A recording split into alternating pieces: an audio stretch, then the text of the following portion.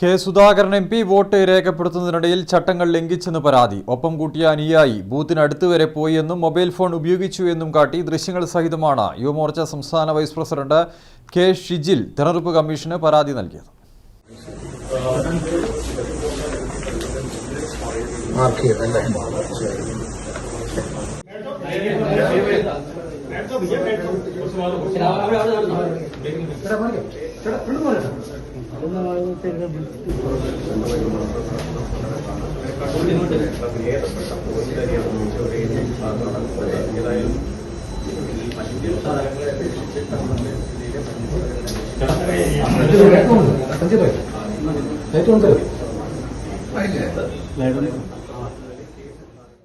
ഈ ദൃശ്യങ്ങൾ സഹിതമാണ് യുവമോർച്ച സംസ്ഥാന വൈസ് പ്രസിഡന്റ് കെ ഷിജിൽ തെരഞ്ഞെടുപ്പ് കമ്മീഷനെ സമീപിച്ചത്.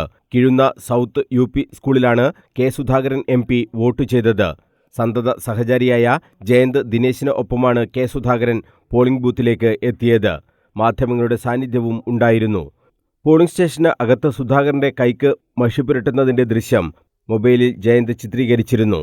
ഇതിനുശേഷം വോട്ടിംഗ് മെഷീൻ സ്ഥാപിച്ച കമ്പാർട്ട്മെന്റിന് അടുത്തേക്ക് ജയന്തിനെ കെ സുധാകരൻ വിളിച്ചു. സഹായിയെ ആവശ്യപ്പെടാതെയാണ് ഇങ്ങനെ ചെയ്തത്. വോട്ട് ചെയ്യുന്ന സ്ഥലത്ത് അടക്കം ജയന്ത് എത്തി.